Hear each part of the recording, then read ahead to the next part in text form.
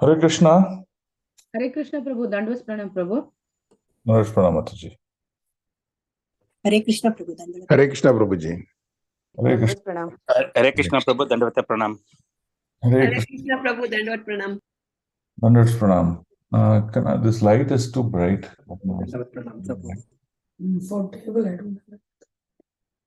No, just switch on this light. This light. Cove light. Just switch on the cove. We'll switch off this. It's too bright for me.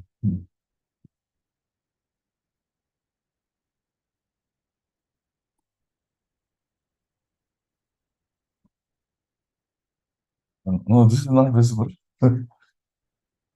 Switch on these three lights. These three. These three don't have one switch. No, the first switch. Put on the first switch. That's on these three. Oh, yeah. If something is better. Okay, Hare Krishna. Am I visible? Yes, Prabhu. Yes, Prabhuji. Yes, Prabhuji. I was just wondering, some lighting problem. There's no internet in my room. There's some device that's got failed. So I have to go to my son's room. Okay. So you're all doing good? Hare Krishna, you're all doing good? Very Yes. good. Yes, Prabhuji. Yes, Prabhuji. Yes, Prabhuji. So for Karthik, how much realizations you all got?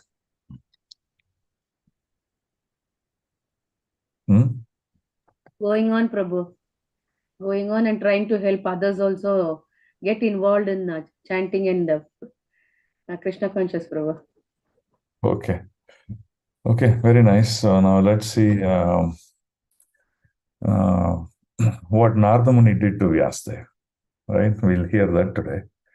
And thereby we can understand the difference between material nature and transcendental nature. Okay.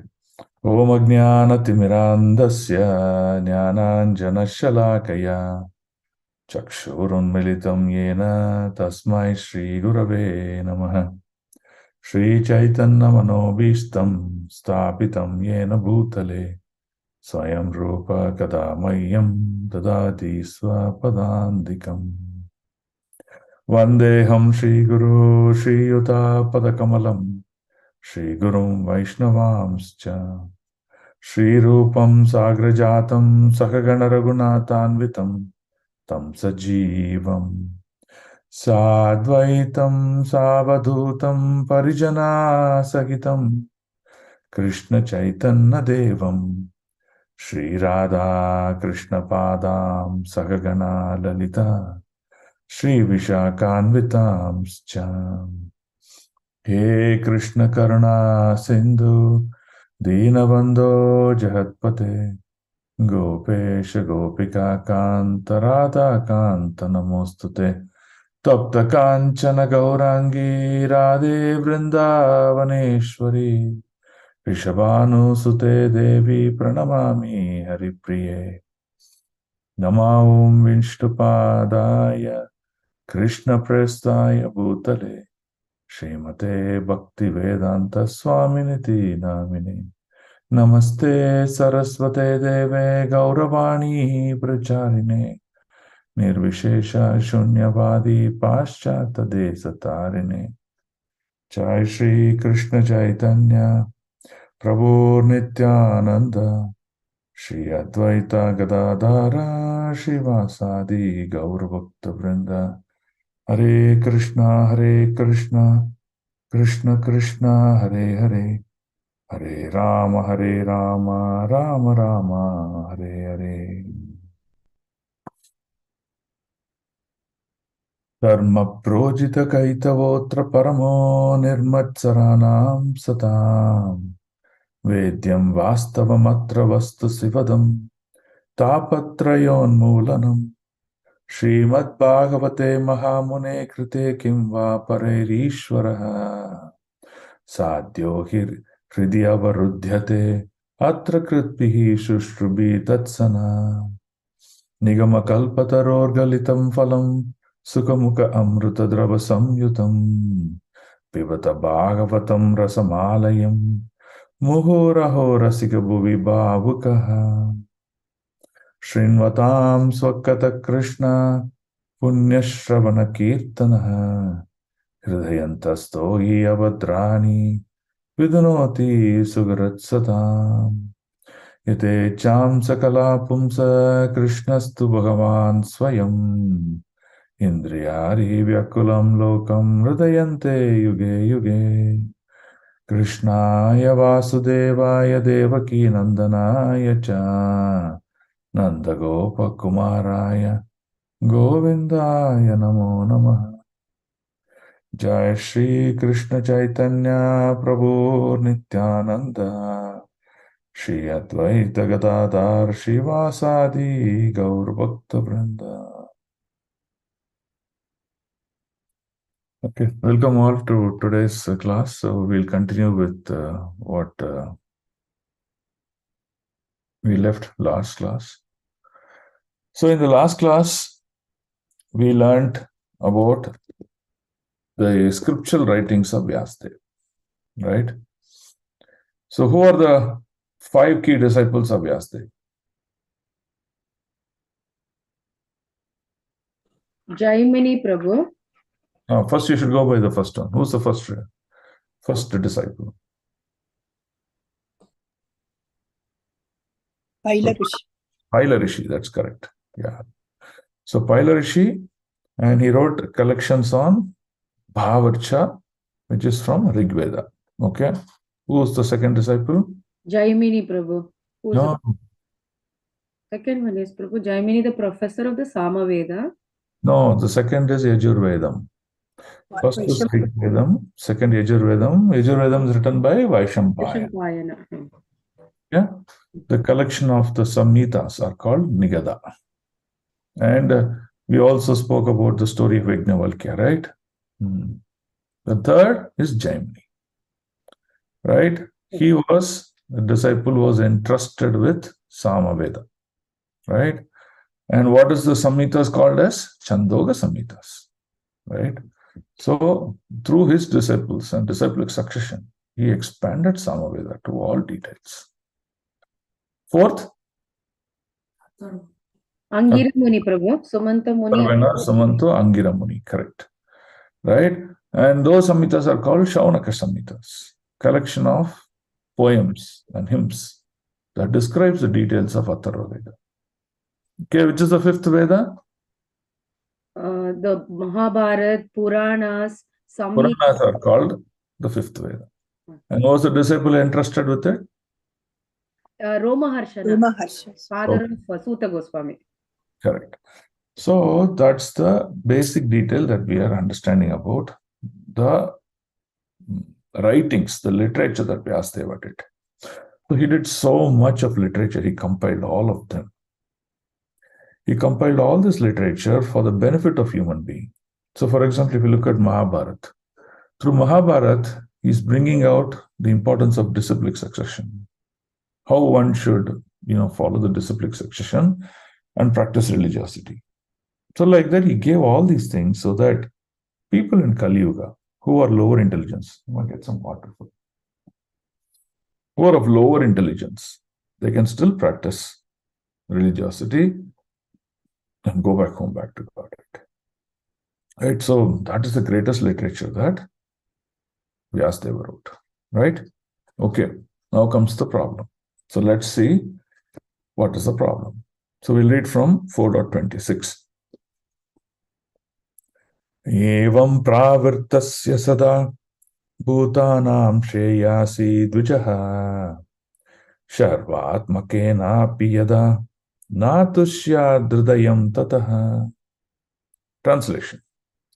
O twice born Brahmana, still his mind was not satisfied, although he engaged himself in working for the total welfare of the people.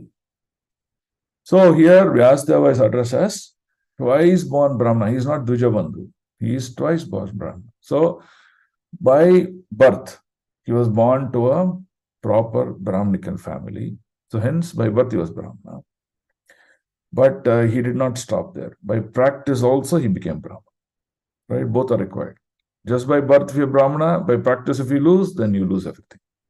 So by birth, he was Brahmana, very high lineage. and by practice also he was Brahman. So hence the Shastra calls him as twice born Brahman. Right? And you see, his mind was still not satisfied. Why? That's what the whole problem is. Even though he's written all this literature, so much is compiled, you see, he's not at all happy. He was not satisfied. Something is missing. There voidism in his heart. Now he is thinking, I wrote everything for the welfare of the people. Why there is voidism? Why there is dissatisfaction? Right? See, we always talk about Manava Seva versus which Seva? Madhava Seva. Madhava Seva, correct. So Manava Seva and Madhava Seva, now Vyasadeva is in the platform of? Madhava Seva. Seva. No, Manava Seva. Okay. Correct? He's not yet come to Madhava Seva. So, you see, he is dissatisfied. He took care of the all-round welfare of the people. But he was dissatisfied. Okay, let us see his dissatisfaction growing in intensity now. So what is that going to cause? Okay, so 4.27. Nati prasiddha dridayah saraswatyastate suchau vitarkayan viviktasta idam ko vacha dharmaved. Translation. Thus the sage being dissatisfied at heart. So dissatisfied at heart means very, very important. That means the satisfaction is very, very deep and it is real. It is not mental speculation. Otherwise, the purport would have been, thus the sage being dissatisfied at his mind. No, it is at the heart. At once began to reflect. Because he knew the essence of religion, he said within himself. What was the general essence of religion that he forgot to focus on? The four Purusharthas, Dharma, Artha, Kama, and Moksha. Right? So that was the direction he was heading toward. Now let's see what is the problem with those directions. Purport. The sage began to search out the cause of not being satisfied at heart. Right? Adho the Brahma Jignasa. Perfection is never attained until one is satisfied at the heart and not at the mind. So this satisfaction of heart has to be searched out beyond matter. So, because of intense dissatisfaction, he is somewhere searching. What should I do? How can I satisfy myself? Right? Now, he is into despondency. Now, what was a similar situation with Arjuna? Arjuna was also not satisfied. He was not satisfied and he was lamenting on dissatisfaction. So, you see, Vyasadeva also doing the same thing. Okay. 28-29. Dhrita vratena hi maya chandamsi guravognaya manita nirvyalikena gritam chanushasanam bharata vyapadesena kiyamna yattascha pradarshitaha drishyate yatra dharmadi stri sudra Suradbir Apiyuta. Translation. I have under strict disciplinary vows. Look at his strict disciplinary. Look at the words here used by the author. I have under very strict disciplinary vows unpretentiously worshipped the Vedas, the spiritual masters, the altar of sacrifice. That means he did all. Okay? So he took vow. Vow could be celibacy, could be austerity of not eating, practices of intense austerity. All vows he took. Then he unpretentiously worshipped the Vedas. That means he read the Vedas so detailedly, with so much care and attention and love. He literally worshipped the Vedas. That is the depth he went into the Vedas. That means he didn't want any point to get missed out. Okay? Then he also ensured that the lineage of the spiritual masters, he has covered them also. He did not write his own authority or commentary. He took the spiritual masters, the great realized souls, and ensured that the lineage is taken care. And last, the altar of sacrifice. That means he performed yajna. He performed yajna in order to write all this great work.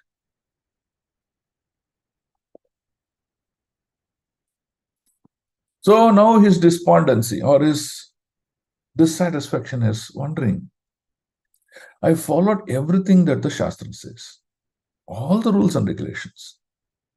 I've done sacrifices, but still I'm not able to get satisfaction. Right? Now, here he also writes, explanation of Mahabharata by which even women, Sudras and others can see the path of religion. I have helped all classes of men, he says. It is not that I wrote only this for the Brahmanas. Including the Sudras, they can also find out what is religiosity, what is the path back home, back to God. That also I have done. But still I am satisfied. I am dissatisfied. What is the cause? So look at it. Look at this depth of translation here. We may do everything, but if the most important point is missed out, that does not give satisfaction. That is what is important to understand out of here. Okay? So even in your Bhakti Yoga practice, what are the key essence that you should never miss? But if you do all other things except the key essence, you will see that Bhakti is a big hole in your heart. And that's exactly what Vyasadeva is struggling with. Okay? Now let's look at the next sloka. 4.30. Tatapi batame daiho hi atma chaivatmana vibhuhu asampanna iva bhadi brahma varchasya sattamaha. Here, brahma varchasya is very, very important. That means, brahma varchasya means people who write or called Vedantists, right? Who understood the literatures and then they go very deep into Brahman, that is impersonal Brahman.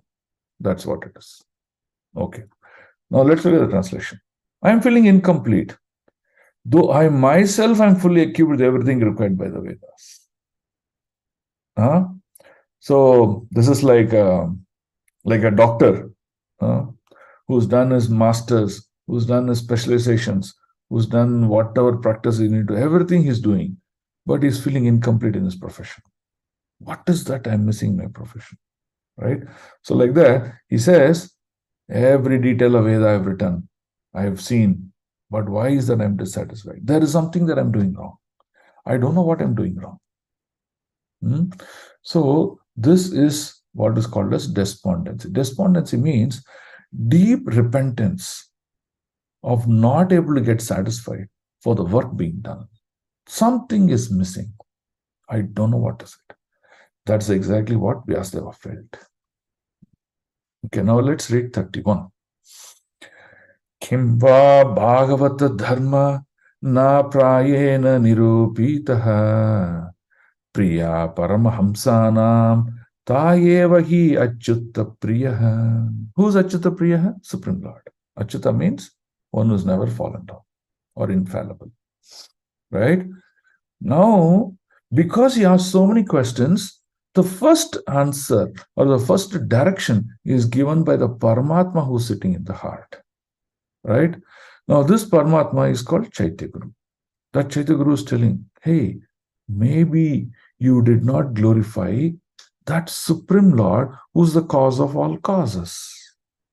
Right? Look at the translation. This may be because I did not specifically point out devotional service to the Lord. Yes. I did not keep Krishna or the Supreme Person Godhead in the center and activities that pleases the Lord, which is called devotional. I did not do that. Right? So hence this could be the reason. And this is the first realization that Srila Vyasadeva gets. Now look at the cause of his realization. The realization is after doing great work, he kept on introspecting on it. Why I am not satisfied after doing great work? What is it that's missing? Because he kept asking that question, what is that I'm missing? And he wants the answer. That is when the Chaitya Guru, the Lord, answers. Unless we do desire, unless we ask the right questions, we are not going to get answers in our heart. And that is the most important thing you have to understand. So hence Prabhupada says that it is important to ask the question, who is the creator and why I am being born here? And what's the purpose of my birth? Why did the creator insert me into the system of this material world?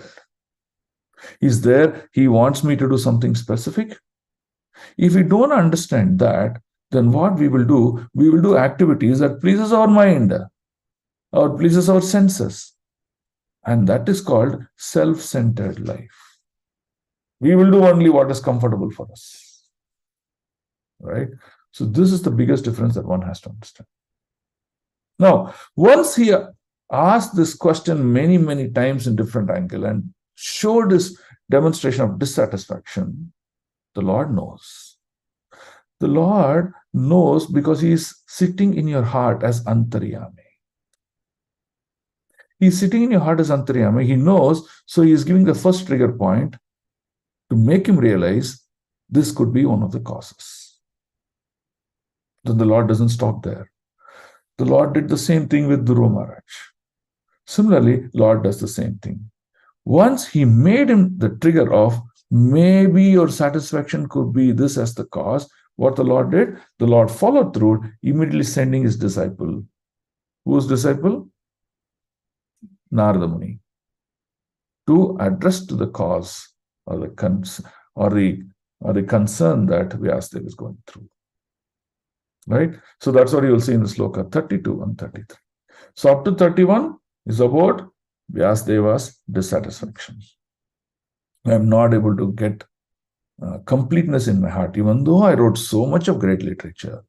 I involved all the disciples. I followed the parampara.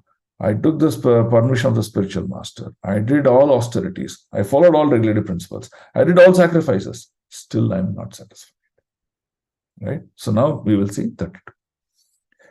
Tasyaivam kilam atmanam manyamanasya kidyataha krishnasya narado bhyagad ashramam prag udahritam. Translation. As mentioned before, Narada reached the cottage of Krishna Dvayampayana Vyasa on the banks of Saraswati, just as Vyasdeva was regretting his defect. See? Moment there is sanctioned by the Lord to solve our problem, the right persons we get connected in our life. The right people are being shown to us by the Lord. The right things will happen in our life. All unwanted negative things, they go away and the good things start to happen because that is called a sanction of the Lord. Here, the Lord has sanctioned two things. First, the Lord answers him with a clue what could be the cause of your dissatisfaction. And when the desire was intense to solve Vyasadeva's problem, Lord immediately sends Narada Muni to his house. Otherwise, why should Narada Muni visit the house of Vyasadeva? Narada Muni knows. And the Paramatma instructs Narada Muni, go and solve his problem. So similarly, in our devotional life also, or in our practical life also, one cannot get a guru. Whatever circus he does, he cannot get a guru. He get a guru only by the mercy of the Supreme Personality of Godhead. So that means, if we are awarded a guru in our life, we should have done so much for the satisfaction of the Lord that he finally sent a guru in our life.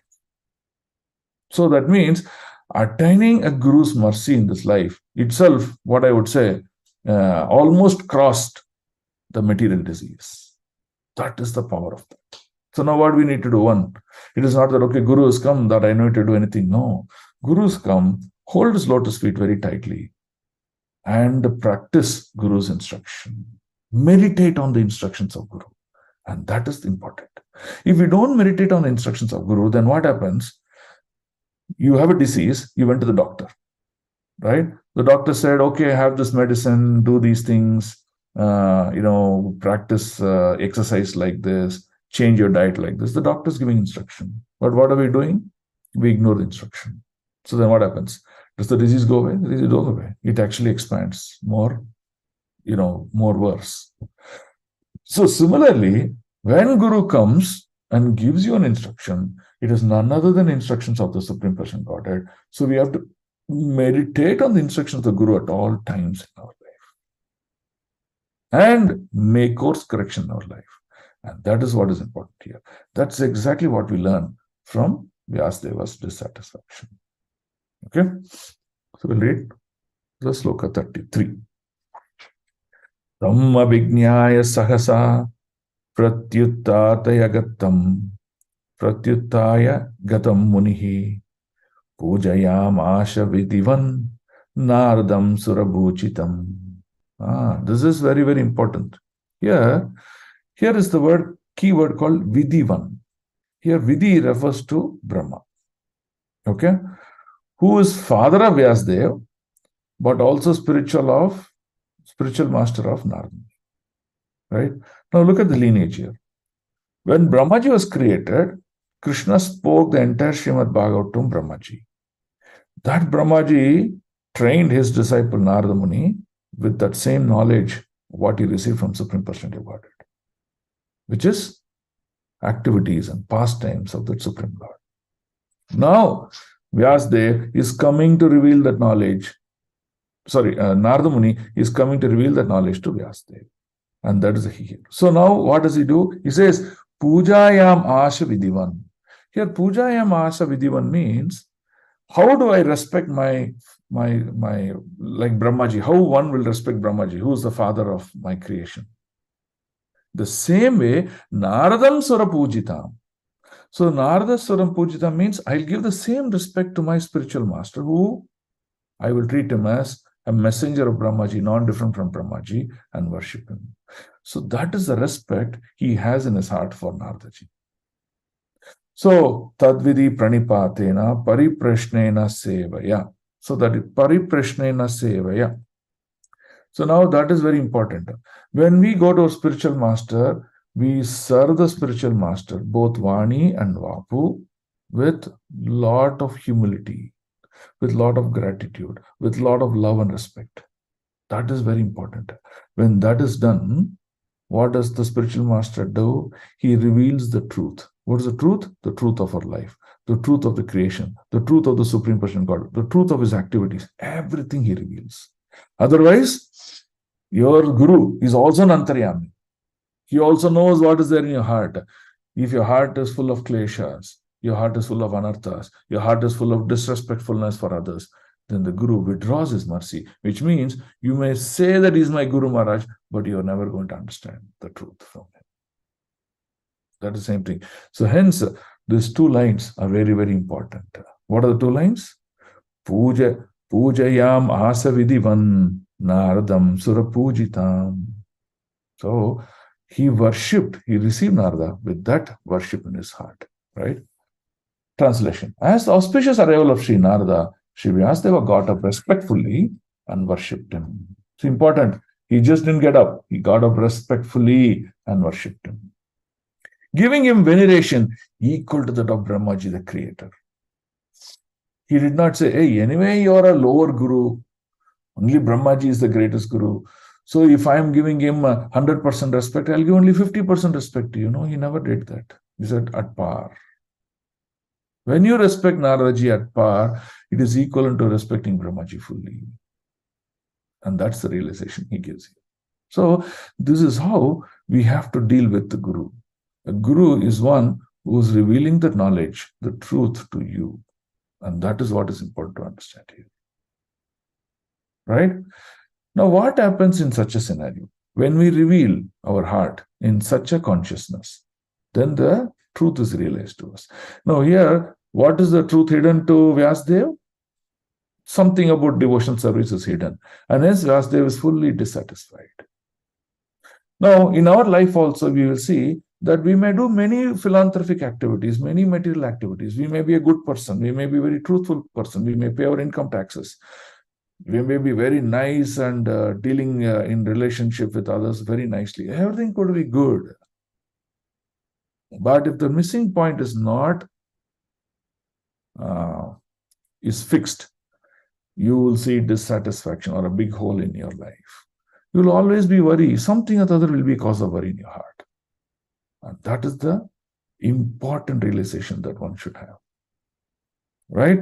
So, practice of devotion is very important. And that's the conclusion that will come to. Okay? So now let's go to the next chapter. We finished chapter 4, which was understanding why Vyasdev was dissatisfied. So now in chapter 5, Narada has arrived now. Narada has arrived to the house of Vyasdev. Where is Vyasdev residing? He is residing in the banks of Saraswati river. So now once Narada comes, Narada is also very intelligent. Guru means one who is full of knowledge. The Chit potency is completely revealed in him. That is called a Guru. Guru, we underestimate Guru. No, Guru sees everything. He knows everything. Shakshad Daritvena Shamasta Shastra. So Guru knows everything. So when we deal with Guru, we have to deal in the same way how we will deal if Bhagavan is there in front of us. That is the respect we have to give to Guru. So you cannot speculate on Guru, you cannot question unwantedly Guru, or you cannot be very casual with your Guru. That's why he says, when Vyasadeva gets up and Guru comes, also he gets up very respectfully. This is very, very important. Okay, now, when Narada has reached, so Narada Muni is also going to do something very special. What is he going to do something special? Narada, just because he is Guru, it does not mean he takes undue advantage of his disciple. He works on introspection and self-realization of his student. And that's exactly Narada Muni is going to do now. After doing that, he will make Vyasadeva to realize his problems and make Vyasadeva to come to his own solution. So Guru, you see, is just a catalyst here. Guru did not come and say, Vyasadeva, go write all these things, finish all these. He never said that. That's the greatness of Guru. Okay? So now we will see how Narada is instructing Vyasadeva, which resulted in the literature of Srimad Bhagavatam. Okay? So we'll read text 5.1. Here, what we will understand is we'll know three things now. I'll also share the PowerPoint. Okay, I'll share after the second sloka. Okay? So we'll learn three things now. First is Narada's, how he deals with Vyasadeva. That I talked about. How he makes him to think, he makes him to introspect on the mistakes he done. Second, he is trying to conclude to him that the defects of your work cause the dissatisfaction.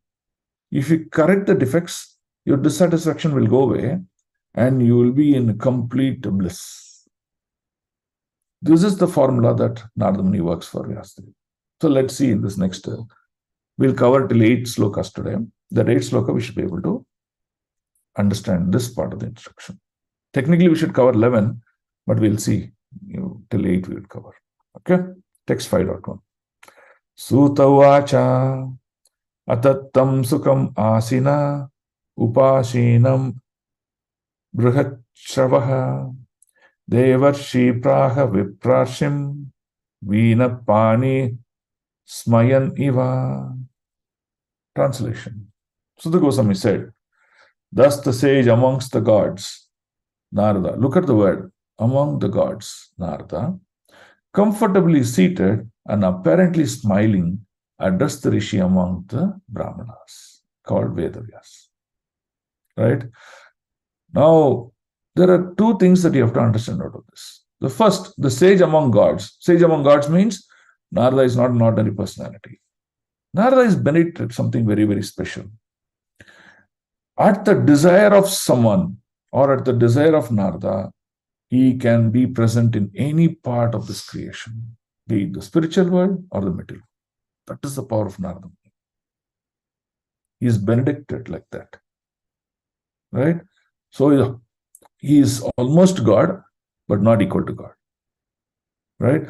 Look at the push of Narada Muni. Today we have Panchatattva.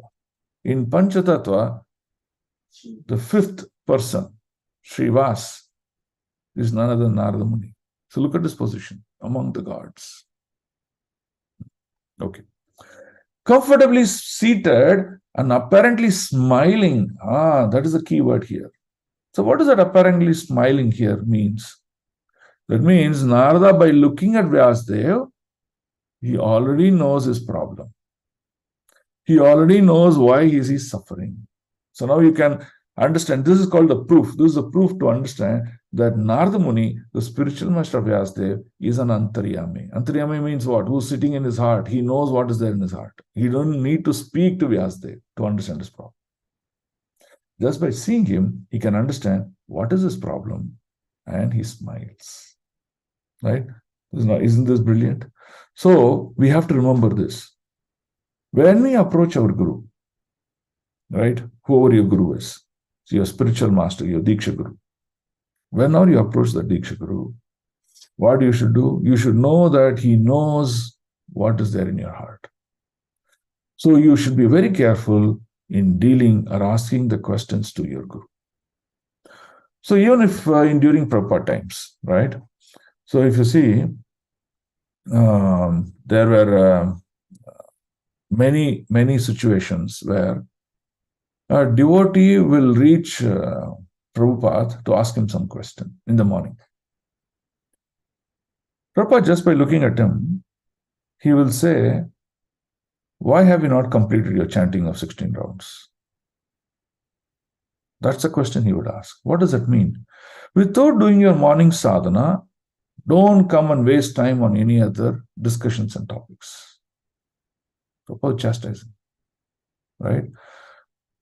So there are many pastimes with his disciples. Just by seeing him, Prabhupada would say, you're not doing your sadhana properly. You're not completing your rounds. See? Prabhupada's Antaryami.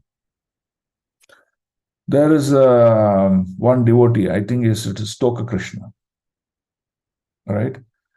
This is a very beautiful pastime. I don't know if I've explained you in the past. He had once what is called as jaundice. Yeah, jaundice. He suffered from jaundice one day. So what is the symptom of jaundice? That eyes will become yellowish, right? Yeah, but he had initial symptoms of jaundice. Now, because of jaundice, he was having fatigue. He was having fever also and fatigue. But he didn't know he had jaundice. So he had his duty of cooking and things like that. So that day he didn't want to cook because he had jaundice. So what he did, he went to Prabhupada. Prabhupada, I'm not feeling well. It looks like I have jaundice. Then Prabhupada is saying, why do you say so? Prabhupada, look at my eyes. It's yellow. It is yellowish. Then Prabhupada would do, oh, look at my eyes. My eyes also is yellowish. I'm not having jaundice. It is just that you're feeling like that. He would chastise him and then send him back. Why? Prabhupada wanted him to do his duties, prescribed duties as a devotee, rather than going and lying down saying that, okay, I have jaundice, I have fever, I'll just sleep. Right? He comes 2-3 times like that, and Prabhupada still chastises him, goes saying, no, there's no jaundice, there's no jaundice, you go like that. Right? And after 3 times, when Prabhupada sent him back to perform his duty, the jaundice went away from his body. See, that is the beauty. So you can see how Guru is an Antaryami. Guru knows what is there in your heart. And hence, it is very important how to deal with your Guru. Whenever in Vyas Puja also, offerings, we will see many devotees, they write humble obeisances. No, you need not to be humble to your Guru. You should be respectful to your Guru. That's why, at least my students, I keep telling them, you're writing a Vyas Puja offering, write, my respectful obeisances, not humble obeisances. Because you have to give your respect to your Guru. You give your greatest respect to your Guru. And that is very important to practice. Right? Small things we have to correct in our life. And that's what will take us to greater and greater glories of practicing devotion service. Right? So now we'll go to next sloka, 5.2. Narada Vacha Parasharya Mahabhaga Bhavata Kachit Atmana Pratitushyati Sharira Atma Manasa Evava. See, very brilliant. Now, Narada says, he doesn't start, Vyasa, he doesn't start. He says, Parashya Mahabhaga. What does Parashya Mahabhaga means? Hey, you're coming from the lineage of Parasar Muni. Vyasadeva's father is Parasara, right? He is born to Satyavati and Parasar Muni. You're the son of such a glorious father, and how you can be dissatisfied? So you see, there is a problem. Lineage of a personality means a lot. That means you're not an ordinary soul. You're son of so-and-so. That's how they would glorify you. That means what? Hey, look at your father. Look at your lineage of your great-grandfathers and how you can possess such a quality. And that's how he's addressing first. So hence he says, translation, addressing Vyasadeva, the son of Parasara, Narada inquired. So here addressing Vasudeva contains two dimensions. One dimension is addressing that, hey, you're coming from such a great lineage. Second, he is also giving respect to Parasara. Right? So there are both ways you should understand. How Narada is also being respectful to Vyasadeva. Right? Just because he's my student, it is not that I will maneuver him the way I want. I will use him the way I want. No, Narada is also very respectful here. This is very, very important. This is how, as human beings, we differentiate from animals. Animals don't respect each other. But human beings, we respect each other. At any situation, we have to deal with respect. And that's how we differentiate as human beings from others. Okay? Are you satisfied by identifying with the body or the mind as objects of self-realization? So look at this. In the material world, we consider that we are a product of this material world. We are this body. That's how we consider. And we have our own realization based on that. So Narada Muni is first triggering him. Would you go top down or bottoms up? What is top down? Top down is hearing the conclusion from Shruti. What does the original Veda Shastra said? Bottoms up means based on our own thoughts that is manifested out of the senses, our own calculations, our own analysis, we conclude what could be the path of realization. He says, which one you want to take? And which one have you concluded in your literature? This is where he is really coming. Right? So look at this brilliant sloka. Two parts. First, he gives respect to Vyasadeva. Second, he is triggering him. How have you concluded to this in all your literatures? He is giving this brilliant thought process, which is making Vyasadeva to ask questions to himself. Okay, what have I done? What did it do in my Vedas? What did it do in my Mahabharata? What did it do in my great literatures that I wrote? What was my conclusion? Vedaischa sarvais ahameva vedyam is what Krishna says.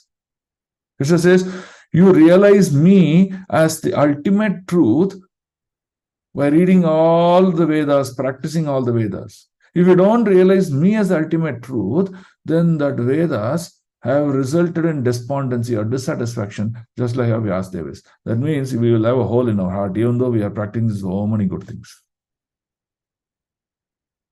That is the biggest problem. Okay, now let's see 5.3. Okay. Jignashitam shushampannam apite mahad adbhutam kritavan bharatam syastvam sharvarta paribramvitam. Translation. Your inquiries were full, and your studies were also well fulfilled. Narada is glorifying the work of Vyasadeva. And there is no doubt you have prepared a great and wonderful work, the Mahabharata. He is still glorifying that. What you've done is phenomenal. There is no doubt in your work. Your work is complete, which is full of all kinds of Vedic sequence, very elaborately explained. So first Narada Muni is telling him how glorious your work is. You put so much effort. You did all the right things as the prescription, and you completed all your work. So there's no doubt about it. So work is good. But we have a problem. That's exactly what he's triggering. The despondency of Vyasadeva was certainly not due to lack of sufficient knowledge. It's not that Vyasadeva did not know. Because as a student, he had fully inquired about Vedic literatures, a result of which Mahabharata was compiled. Mahabharata, if I remember, I think it has got 1.8 lakh verses. 1.8 lakh verses. Srimad Bhagavatam has 18,000 verses. So many lakhs of verses he compiled for the benefit of the living entities. All the Upanishads, full explanation of the Vedas. Everything compiled. Brahma Sutras, all compiled. Every detail given. But still, there's a missing point. It is just like you making a huge feast today. You made biryani, you made nice sabji, you made some puris, you made all of them, but you forgot the ingredient called salt. And that salt, whether it's present or not, is also not visible. Right? Now you see, everything is cooking is all superb. The texture, the quality, the vegetables, cooking, all aspects are paka, but there's no salt. And hence the food, what you've done, is not tasting properly. See, we have a problem. That's exactly what Narada Muni is trying to tell Vyasa. Okay, now let's read 5.4. Jignasitam aditam cha brahma yattat sanatanam tatapi sochasi atmanam akratartha iva prabho. Translation: you fully delineated the subject of impersonal Brahman as well as the knowledge derived from thereon. Why should you be despondent in spite of all this, thinking that you are undone, my dear Prabhu? He's saying, my dear Prabhu. Prabhu means one who worships the lotus feet of Lord Vishnu. He's called Prabhu. Now, I will share this presentation now. Let's see this presentation.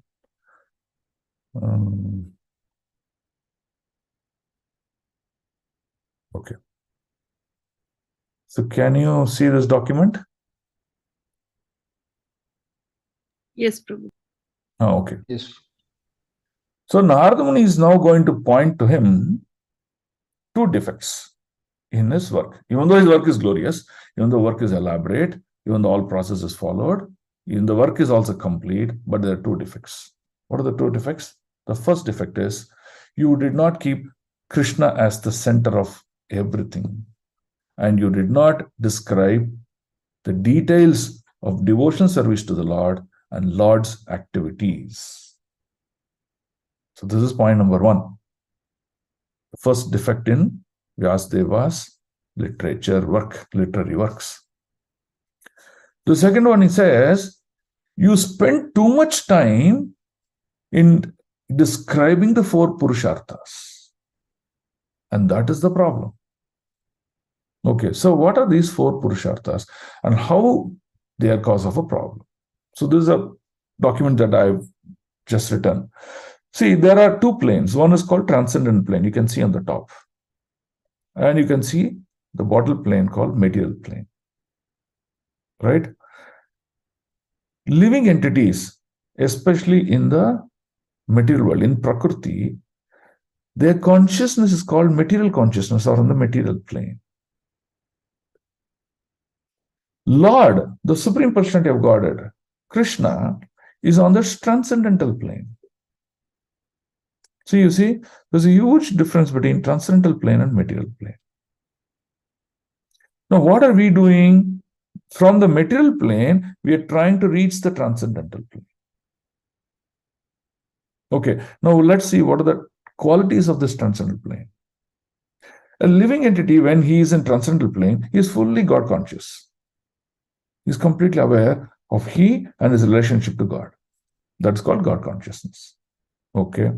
Second, he's got true ego. True ego means what? Now, today, what we have is false ego. That is I. True ego means, no. Jivere Swarupaya Nitya Krishna Das. That means I am a servant of that Supreme Lord Krishna. Bhagavan. That is true ego. He is fully realized soul.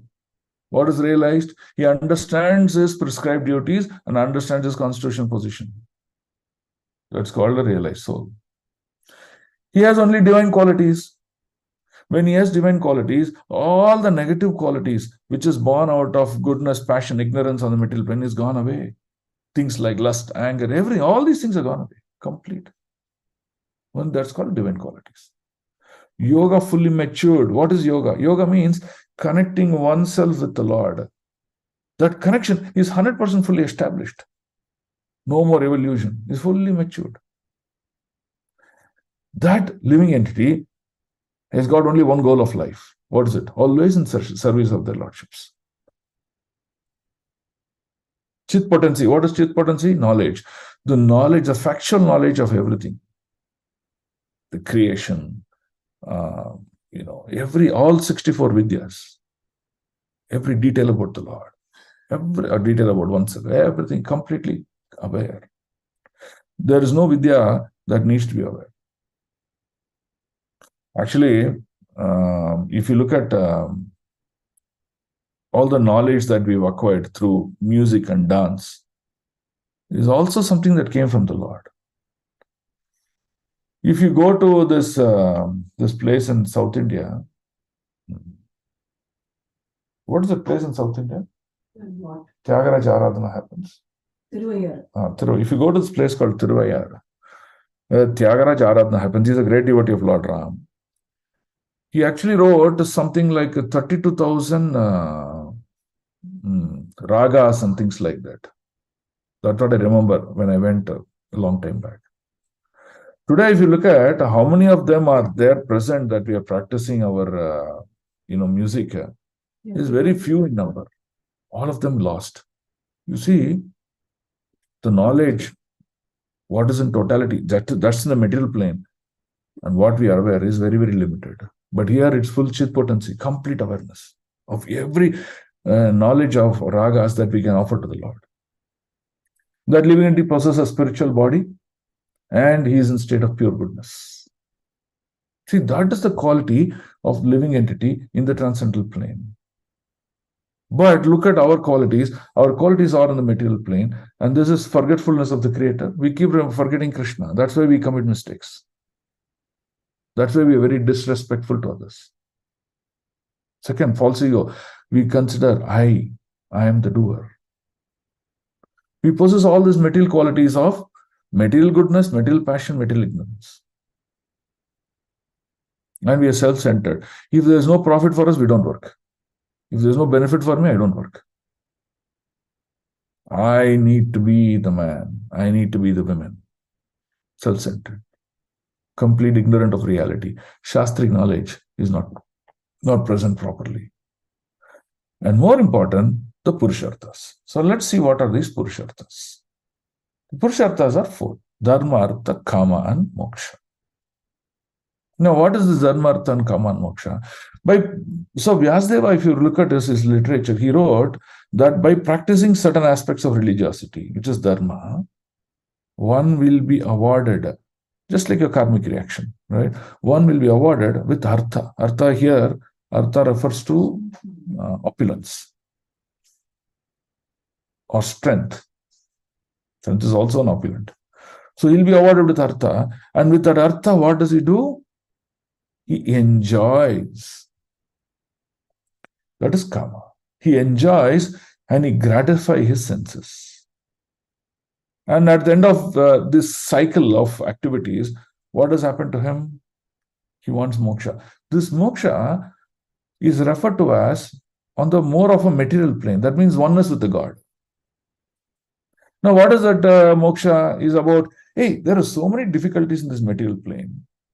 I don't want to be in this possessing a material body. I just want to negate my material difficulties. So that's the moksha he's talking about. Mahaprabhu says, this is called Kaivalyam. So Kaivalyam means it's not good. He says, Kaivalyam narakayate. It is better to go to hell rather than practicing Kaivalyam. Negating and avoiding. Avoiding. I don't want material disease. I don't want suffering anymore.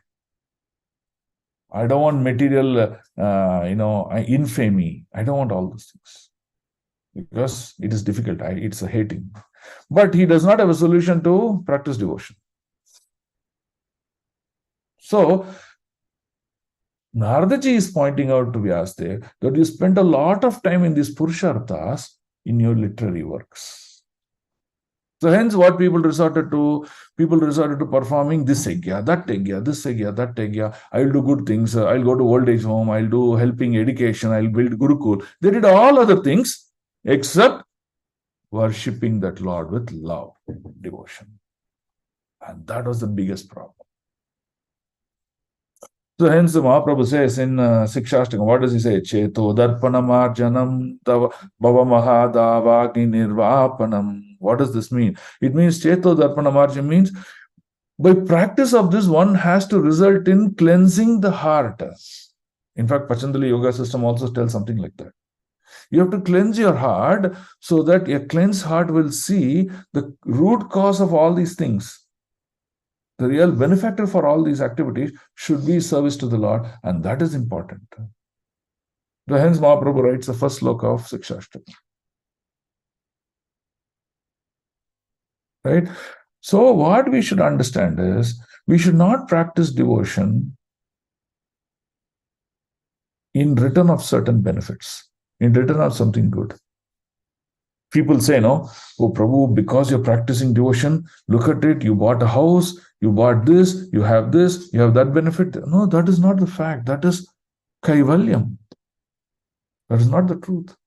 Devotion must mean only one goal. I am doing this activity for the pleasure of the Lord. There's nothing that I'm expecting in return.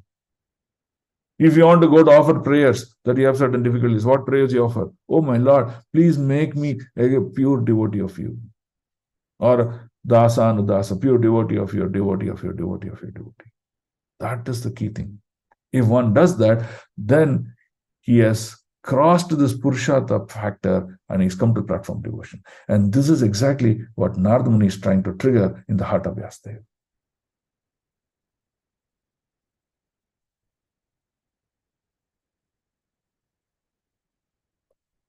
So, understanding this, is this clear so far? Yes, Prabhu. Yes, Prabhu. Now, one is being clear. Secondly, now you should start scanning the environment of you to see how, forget the people who are non-devotees, even people who are in the mode of goodness, okay, who are theist. Look at what mistakes they are making. They are making exactly like how Vyasadeva came into this situation. Okay, I'll do good, I'll be a good man. That is enough. That's not enough. That's the point here. Okay, so now we'll cross the despondency and see how Narada is going to instruct Vyasadeva. Okay, 5.5. Vyasa vacha asti eva me sharvam idam tvagyoktam tatapi natma parit ushyate me tanmulam avyaktam agada bodham prichamahe tvatma bhavatma bhutam. Translation. Vyasadeva said, all you have said about me is perfectly correct. Despite all this, I am not pacified. I therefore question you about the root cause of my dissatisfaction, for you are a man of unlimited knowledge, due to your being the offspring of Brahma, who is self-born without mundane father and mother. Right? So here Brahmaji is called Swayambhu. Swayambhu means he came not from mother and father. We are born from unification of mother and father, but Brahma was not born like that. Brahma just came from father. Father's navel, it sprouted and Brahmaji got created there. Right? So that is what is being referred here as. And he is telling that, hey, Narada, you're son of such a great person. Right? And you're full of knowledge. Your knowledge is unlimited. That means he's completely on transcendental plane. Who? Narada Muni is on transcendental plane. And hence the instructions of Narada is also going to be on transcendence. And hence I'm ready to accept. That's what he's trying to hint here.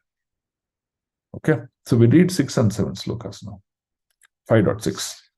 Savai bhavan veda samasta guhyam upashito yat purusha puranaha paravaresho manasaiva vishwam srijati avati atti gunair asangaha. Translation.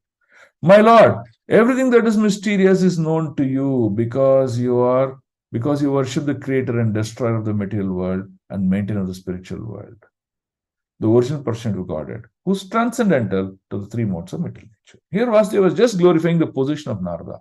That means he's telling that Narada, you're so much transcendental, you're eligible to give me instructions, and that instruction will be perfect. Right? So he's just establishing the transcendental position of Naradaji. Okay, so that is sloka 5 and 6 and 7. So we'll read 7 also. Tvam pariyantan arka eva trilokim antascharo vayur ivatma shakshi paravare brahmani dharmatho vratai snatasya me Nyunam alam vichakshva. Translation. He says, Narada, how you are, how your mercy is, how your radiance is. He is comparing Narada Muni to sun. He says, like the sun, your goodness can travel everywhere in the three worlds. See how sun is somewhere, but the sun rays are so powerful, anywhere it can penetrate and be present to give light. That is the powerful. That's the power. That's why he says, Narada, your mercy is like that. And like the air, you can penetrate the internal region of everyone. As such, you are as good as all pervasive super soul. Please, therefore, find out deficiency in me, despite my being absorbed in transcendence under disciplinary regulation. So he's glorifying Narada that you're completely eligible. You know what is there in my heart. You can be present anywhere and everywhere. You please correct my mistake. So he's crying out to his Guru. Now, the same thing happened in Bhagavad Gita. Karpanya dosho pahata swabhava prachame tvam dharma shamuda chetaha. What does this sloka refers to? Sishyasteham sadimam tvam prapannam. Prapanna means surrender. Now I am a Sishya. I am surrendering to Krishna. Please instruct me what should I do. How Arjuna, in despondency, asked Krishna and became a Sishya, and Guru, Krishna took the position of Guru and instructed him, the Bhagavad Gita. Similarly, Vyasadeva is completely showing his surrender to Narada Muni. Please instruct me, please correct me. When you develop a consciousness of surrender, that is when good things can be heard, good things can be delivered to you. Otherwise, if you do not have the mode of surrender, the instructions of the Antaryami, that means either the Guru or the Paramatma, can never reach us. It looks like everything is fine, but it has not reached you. That's the fact. Which means we will never become realized souls. We will always remain as conditioned souls. That is the truth here. Okay? So we'll do one last sloka and then we'll stop today. Okay? 5.8. Sri Narada Vacha Bhavatanudita Paryam Yasho Bhagavato Malam Yenaivasau Natushyeta Manyeta Darshanam Kilam. What is this? Here is when Narada is pointing. Sri Narada said, you have not actually broadcasted the sublime and spotless glories of the personality of Godhead. That philosophy which does not satisfy the transcendental senses of the Lord is considered worthless. Look at the word he used. He used the word worthless. That means, reflect on us. In our material life also, we may do many, many things. An activity or a consciousness or a speech or a vacha or a book that we can write. Anything that we can do which does not satisfy the Lord, Krishna, that activity is considered zero worth. So hence, if one performs an activity which does not have the activity of Lord in it, is considered zero worth. What Krishna says in the Gita, he says, Yat karoshi, yat daknashi, yat jukoshi tadadi, yat. He says, whatever you have, you do as an offering for me. He did not say, you should offer 1 crore, 2 crores, nothing. He says, Patram pushpam phalam toyam, bhakta prayachati. You offer water, that's okay, but you're offering to me. You give a dry leaf also is fine, but you're giving it to me. That means Krishna is kept at the center. How many slokas are there? Krishna is the center. Tasmat sarveshu kaleshu ma manushmari yudesa. Hey, Arjuna, you go fight this war. Whatever skills that you learned in the Gurukul, this bana, that bana, you learned, you fire your weapons, no problem. But you do that as an offering to me. Remember me. Ma manushmara yuddhayacha. When you do that, you're keeping Krishna as the center. So that means in our activity, if we, in our day-to-day life, if we don't do activities that pleases the Lord, that activity is considered worthless, zero at the end of the day. That's what Narada Muni says. And hence Narada Muni is concluding to Vyasadeva that his literature, whichever literature did not glorify that Supreme Lord, is worthless. Don't waste time on doing it. And hence the cause of your dissatisfaction. He is coming to the real stem, the root of Bhakti Yoga. Right? So this triggers the realization of Vyasadeva. Okay, I got my point. I wrote the Purusharthas, I spent a lot of time. I spent a lot of time in understanding the Veda Shastra. Okay, what Yajna will perform, what result, what this. I performed all those literatures in that context. I did not write a literature which directly keeps Krishna as the center of the whole thing and directly glorifies that Supreme Lord. Now I understood my problem. So now you see, Vyasdev triggered that thought in the consciousness of, Narada Muni triggered that thought in the consciousness of Vyasdev. So this is what we have to understand. If we understand this much, then we understand our position, our activity, and Guru's position. So how one should lead a life accordingly. If you lead a life in this consciousness, you will become a sweet devotee. You will become a devotee that the Lord wants you rather than you wanting the Lord. That is the glory of Raj. That's the glory of people in Raj. Krishna wanted the Vrajavasis. He hankered for the Vrajavasis. He hankers for his devotees. And that's exactly what we will become if we follow these details very, very deeply. What else in life you need if you can reach this kind of a consciousness? Okay, so we will end the session here and we'll take 5-10 minutes of Q&A, and whatever questions you have, I'll try my level best to give answers to you. Hare Krishna. Prabhu, last time also you didn't send the literature, and previous one, that is the... The PowerPoint you mean, Mataji? Yes, Prabhuji. Okay, I will send now. Both these things I will send right away after the class. Okay. Prabhuji, in verse 4.30, friends twice born, the wording is there. I want to understand little more on this, Prabhuji. See, twice born means you are born to your father and mother. That is called, lineage birth, or birth to material blood and, mucus, bones and all those things. That's called physical birth. Now, that birth anyone can be born, no? Even a dog gives birth like that. Cat gives birth like that. Elephant gives birth like that. A cow gives birth like that. So that's called first birth. Now, as human beings, we have to differentiate ourselves. What is our differentiation? By acquiring qualities that will make us God conscious, make us into transcendental state, understanding all the Veda Shastra, practices of life. All these things are important. So this one happens through one taking a shelter of a guru, and under his guidance, he practices. When he practices, he really becomes a Brahman. So this twice Brahmana means first being born to a Brahmana father and Brahmana mother, Brahmini mother, and second time acquiring these qualities of Brahmanical, the 27 pure qualities of Brahmana. That acquiring that is what is saying here. Okay. But that's also Prabhuji. Okay, Prabhuji. Thank you. Yeah, welcome. Hare Krishna Prabhu, Dandavat Pranams. Yes, Prabhu, I have on this doubt, Prabhu. Vyasadeva is literary incarnation of the Lord himself. Prabhu, still he got his doubts and his guru has to come. So how to understand this, Prabhu? This is called as acquiring knowledge versus application knowledge. Okay. You might know cover to cover, page to page, everything in your book, but you may not know how to apply them. Right? So, for example, you're a doctor by profession.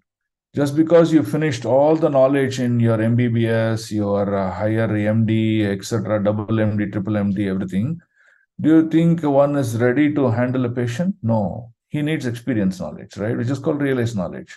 And that will come only through practice of under a guidance, right? When he's practiced under guidance, many truths are revealed, which cannot be understood by theoretical knowledge. And that's exactly what Vyasdev was triggered by Naradamji. He said, yes, you know everything, but the real application comes by bringing Krishna in the center. You did not bring that. That's the point you missed. So, he's not teaching the knowledge. He's not teaching Veda Shastra to him. He's telling him how the application of Vedic knowledge you missed out. And hence, it became realized for him. So now you understand practical knowledge versus theoretical knowledge? This is Yes, the example. yes, Prabhu, understood. But what I meant was Vyasadeva is Krishna himself, Prabhu.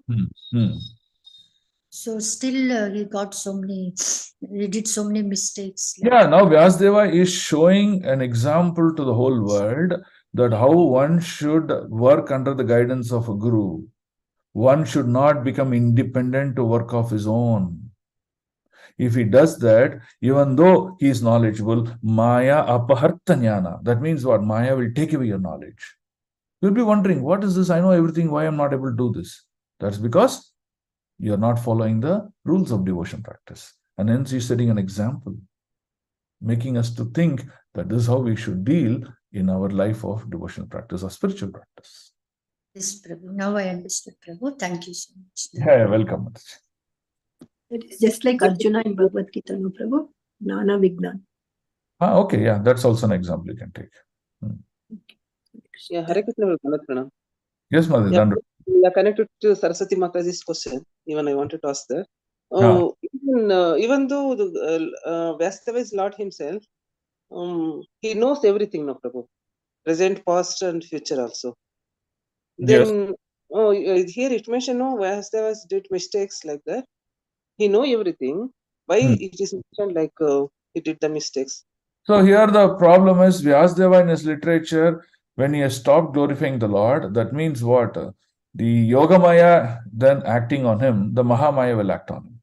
Once Mahamaya acts on him, then you will see that even such a great personality gets shaken up. So this also tells the power of the three gunas, the modes of nature, right? So the conclusion is, at all times you should take shelter of the Lord. At all times you take shelter of the Lord so that we are not delineated or we are also not confused. So that is important to understand. Is it like to have to learn all these things? Did mistakes or naturally it happens, or because of Trigunas it happens, Prabhu? Yeah, by practice of devotion, your Chaitya Guru will speak to you, will make you to do the right things. By non-practice of devotion, you will see that you're of your own, even though you may be a literary person, but your tendency to commit mistakes is very high. That's what you have to understand. So, always take shelter of Krishna. That's the key. Always. And Vyasadeva is enacting this principle for our benefit. It is not that Vyasadeva is illusioned. Vyasadeva is enacting this role for us to understand how do we position ourselves in relationship to devotion service. Thank you, Prabhu. Okay. Hare Krishna, Prabhuji. Yes, Prabhu. Dandavad Pranam. Prabhuji, then how do we understand the Vedas in the context of Bhagavatam and the realization of Vyasadeva at this point? How should we take Vedas and Puranas? So, Vyasadeva says that in Kali Yuga, there are many, many problems for living entities. The first problem is they are short-lived. Second is their memory is very low. Then he says there are also physically weak. Then he says these personalities are also alpai, so that means they may die suddenly, right? They're very unlucky. So he says all these difficulties exist in Kali Yuga. Now, this is how God created, and this is how they are. So what he says, instead of taking that route of going through Vedas and concluding the Vedas and things like that, he says, don't get into all those things. That's why Mahaprabhu came and spoke Sikshashtakam. He says, he took the Vedas physically and threw into the water of Ganges. He says, you don't need this. What you need the conclusion. And hence, it is recommended that you take shelter of Srimad Bhagavatam in the current context of your life, which contains the essence of Vedas. It contains the essence of all the literatures, commentaries, recommendations of the great realist acharyas. And it also got the benediction of your Guru. And finally, it has got love of Godhead, Krishna, being present in this format. So what we do, we don't go to that route. One is our life is short. Our intelligence is also weaker. So what we do, we take shelter of Srimad Bhagavatam. We understand the every intricacies and detail of Srimad Bhagavatam and conclude this human life. And that is most important to do. Nothing else. Okay, Prabhuji. Thank you. Okay, yes. Good question though.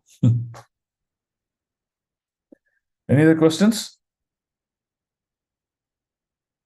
Okay, thank you.